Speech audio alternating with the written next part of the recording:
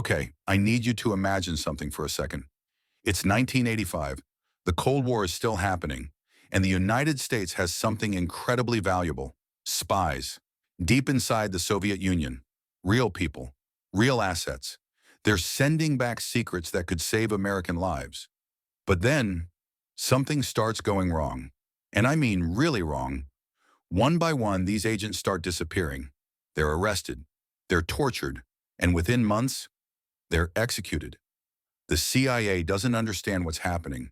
They're checking for bugs, they're checking for hacked codes, they're tearing their offices apart looking for answers.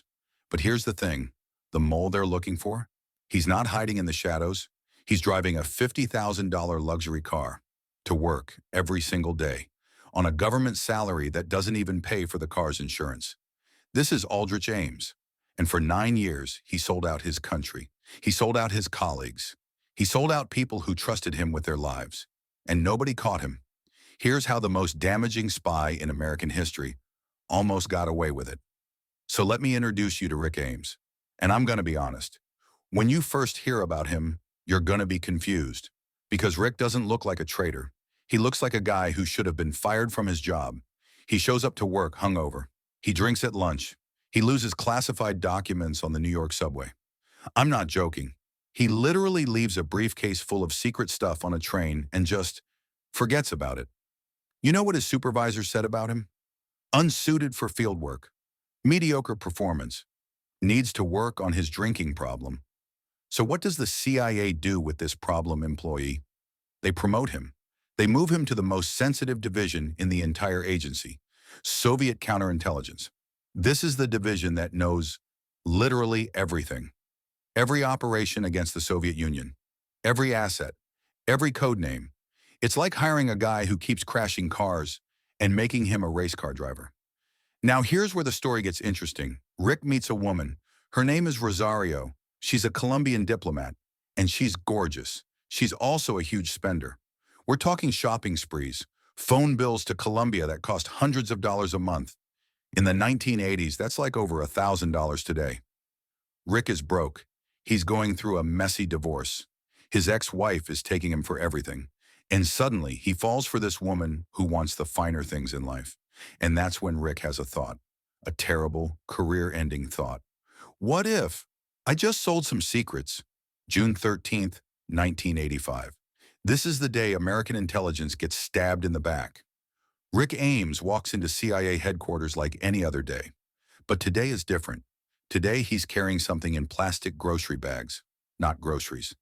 5 to 7 pounds of classified cables. You know what that is? That's the names, the code names, the identities of every single spy America has inside the Soviet Union. He just walks out with the bags, gets in his car, drives across the Potomac.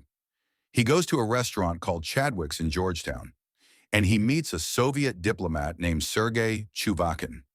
And in one of the boldest moves I've ever heard of, he hands over the bags. That's it. That's the meeting. That's the moment that changes everything. And here's what happens next. The Soviets don't slowly roll up these agents to protect Ames. They go ballistic. They arrest them. Fast. Furiously. Within weeks, CIA operatives start calling headquarters saying, "Where's my guy? Where's my asset? He's gone. Arrested. What about this one? Also arrested. And this one? Executed." One of the people Rick betrayed was a 4-star general named Dmitri Polyakov. This guy was the jewel. He wasn't spying for money. He genuinely believed the Soviet system was corrupt, and he wanted to help America. He risked everything. When the KGB arrested him, they tortured him. And you know what he told his executioners before they killed him? "Don't wait for me. I am a Russian patriot." And Rick Ames? Rick got paid $4.6 million. That's nearly $12 million in today's money. The most expensive traitor in American history. He used it to buy teeth, literally. He spent $30,000 capping his yellow smoker's teeth because he suddenly had money to care about his appearance. Here's what blows my mind. Rick Ames didn't use some high-tech James Bond gadget. He didn't use encrypted phones or dead satellites. He used a mailbox and a piece of white chalk. For 9 years, a normal mailbox in Georgetown was the most important dead drop in American espionage. Rick would walk past it. When he was ready to make contact with the Russians, he'd draw a simple chalk mark above the logo. That was the signal. Russian drivers would pass by again and again when they saw the chalk mark on a mailbox in the middle of Washington, D.C.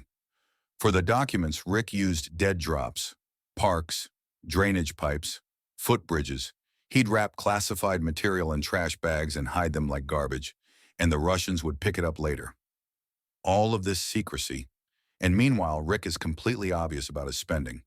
Rick Ames is a GS-14 government worker. He makes about $60,000 a year in the 1980s. So explain this. He buys a $540,000 house, in cash, no mortgage, no loan. Then he buys a Jaguar, brand new, and drives it to the CIA parking lot. Every single day. I'm not making this up. He's flexing illegal money in front of his own boss. His teeth are perfect. His suits are Italian. His lifestyle screams money. And the CIA doesn't notice. Well, some people do. Her name is Sandra Grimes. She's a CIA analyst, and she knows something is wrong. Her partner is Jean Vertifuri. Together, they form a secret task force called Night Mover.